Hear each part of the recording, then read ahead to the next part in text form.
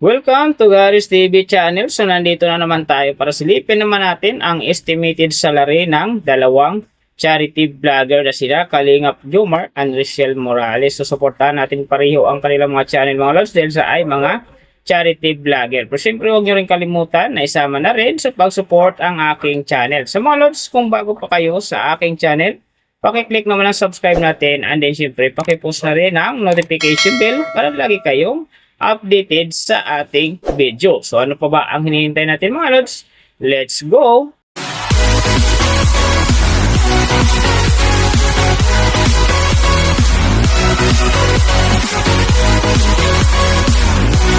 So mga lods, unahin natin yung kay Kalingap Jomar. So si Kalingap Jomar sa ngayon mga lods ay mayroon ng upload videos na 464. And then mayroon na rin siyang subscriber na 206,000. So may video views naman siya ngayon na 23,957,194. And then yung kanyang country naka-blank pero alam naman natin mga lods na isa rin siyang Filipino. So yung channel type naman niya is PayPal. And then yung account niya ginawa ito noong June 1, 2023. So doon naman sa kanyang total grade nakakuha siya ng letter B. And then sa kanyang social blade rank naman nasa 249,017. So doon naman sa kanyang subscriber rank nasa 2,179. And then sa kanyang video views rank naman nasa 612,697. So doon naman sa kanyang country rank, same pa rin mga lods naka-blank.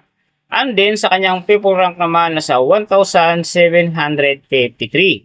So nakita na natin yung kanyang ranking. Silipin naman natin yung kanyang last 30 days na subscriber. So nakakuha siya dito mga lods ng 6,000. Ang kinaganda lang dito kasi ang kanyang percentage ay umangat ng 50.0%. So ibig sabihin maganda ang pasok ng kanyang subscriber ngayon kung i-compare natin sa nakaraan niyang buwan. So doon naman sa kanyang views mga lods in the last 30 days, nakakuha siya ng 1.84 M views. So maganda rin ang kinalabasan kasi ang kanyang percentage ay umangat din ng 21.0%. So ibig sabihin, maganda din ang pasok ng kanyang views sa ngayon kung i-compare natin sa nakaraan niyang buwan. So nakita na natin yung kanyang ranking, last 30 days subscriber, and then yung kanyang views. Silipin naman natin yung kanyang daily summary from subscriber, views, and then yung kanyang earning. So sa kanyang subscriber mga lods, may 3 araw ako nakita rito na umangat ng tig 1K. Simula noong January 9, nakakuha siya ng 1K. And then nasundan ito ng January 15, nakakuha ulit siya ng 1K. So pagdating naman ng January 20, nakakuha ulit naman siya ng 1K. Kaya ang kanyang subscriber ngayon nasa 206,000. So doon naman sa kanyang views mga lods, yung mga ganda dito, January 9, nakakuha siya ng 203,000. And then pagdating ng January 11, nakakuha siya ng 127,000. So pagdating naman ng January 17, nakakuha siya ng 129,000. So yan ang magagandang views na nakuha niya mga lods. Pero sinasabi ko maganda ang kinalabasan na yan kasi nga ang kanyang percentage dyan ay umangat ng 21.0%. So doon naman sa kanyang earning, tingnan natin dito yung January 13. Sa kanyang low estimated, nakakuha siya ng $22. And then sa kanyang high estimated naman, nakakuha siya ng $348. So ang mga yan naman mga lods, daily summary lang. Mas maganda kung silipin natin yung naka-round off na from daily, weekly, and monthly para malaman na natin kung magkano na ngayon ang estimated salary ni Kalingap Jomar dito sa YouTube. So unahin natin yung kanyang daily average. So sa daily subscriber, nakakuha siya ng 200. And then sa kanyang views naman, nakakuha siya ng 61,348. So doon naman sa kanyang daily low estimated ng kanyang earning, nakakuha siya ng $15. So times natin sa 58, mayroon siyang 870. And then sa kanyang daily high estimated naman ng kanyang earning, nakakuha siya ng $245. So times natin sa 58, mayroon siyang 14,210. So yan mga lods ang kanyang daily average. So pupunta naman tayo sa kanyang weekly average. So sa weekly subscriber, nakakuha siya ng 1.4K. And then sa kanyang views naman, nakakuha siya ng 429,436. So doon naman sa kanyang weekly low estimated ng kanyang earning, nakakuha siya ng 107 US dollars. So times natin sa 58, mayroon siyang 6,206. And then sa kanyang weekly high estimated naman ng kanyang earning, nakakuha siya ng 1,700 US dollars. So times natin sa 58, mayroon siyang 98,600.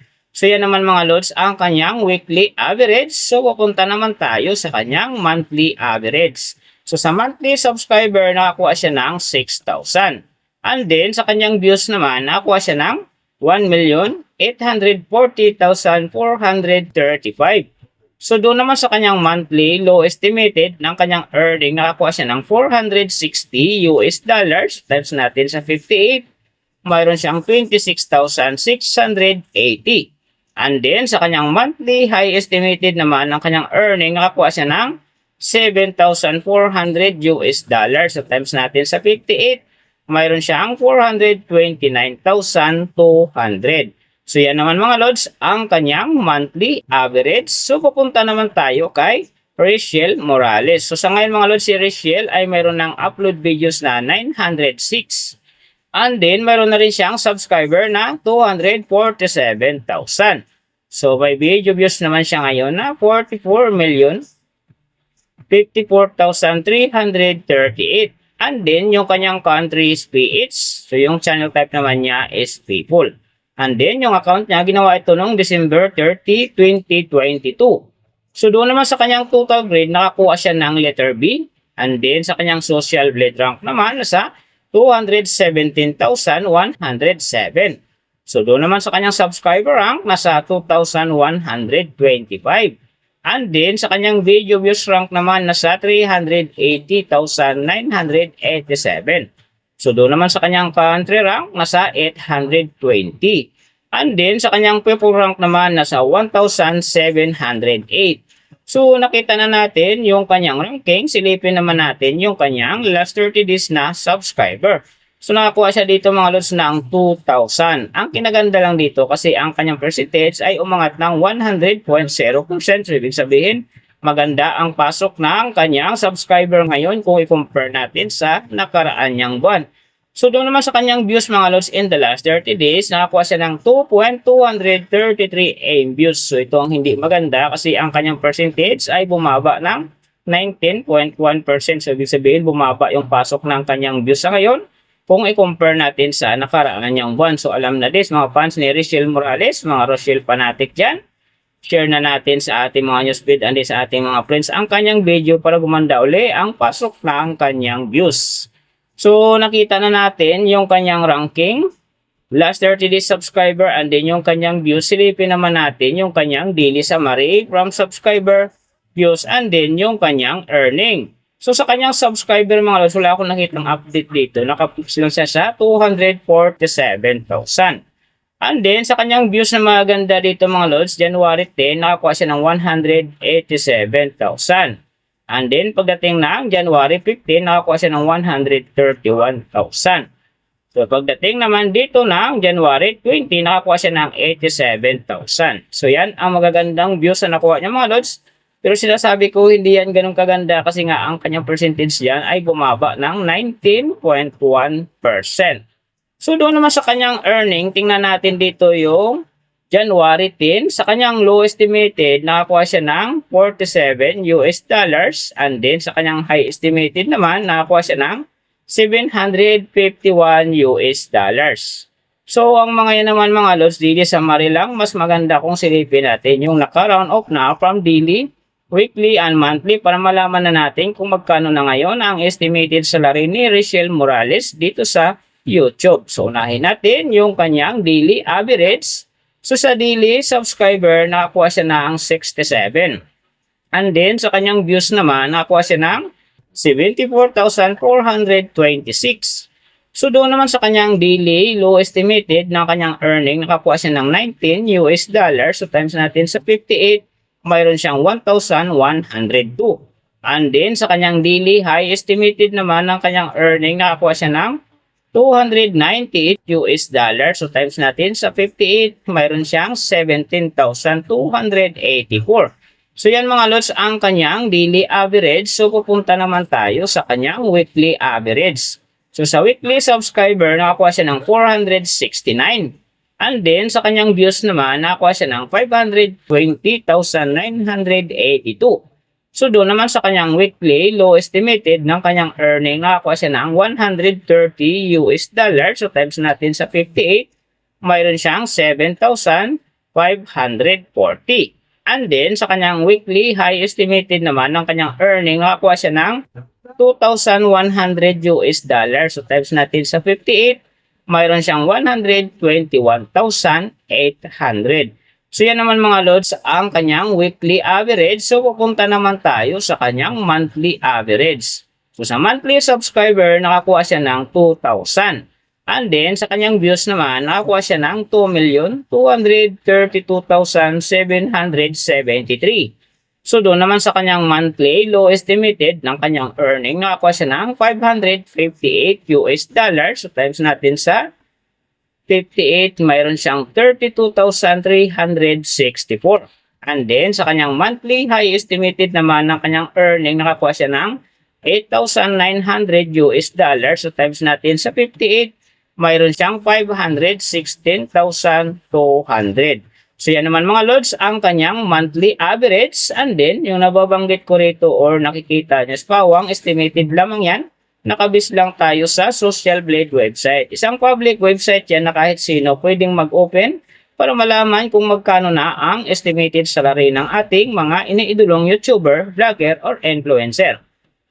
And then mga lods, like kong sinasabi, palagi natutupad yan yung low estimated kasi nga hindi talaga natin kayang i-demand sa ating mga viewers na huwag mag-skip ng ads. Pero pwede pa rin naman yan maging times 2, times 3, or maging times 4 pa yan kapag ang isang vlogger nakapagpo-viral ng kanyang video. Pero siyempre mga lods, kung supporter ka ni Kalingap Jomar, ni Rochelle Morales, isa kang Kalingap fanatic or Jomar fanatic or isa kang Rochelle fanatic yan or fans kanilang Rochelle, huwag ka nang mag-skip ng ads dahil big help yan sa kanilang mga channel.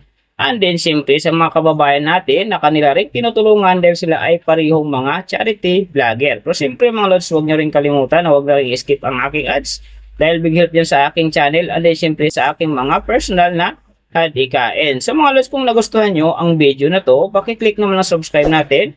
And then siyempre pakipost na rin ang notification bell para lagi kayo updated sa ating video. So big thank you sa lahat ng mga sumusuporta sa aking channel.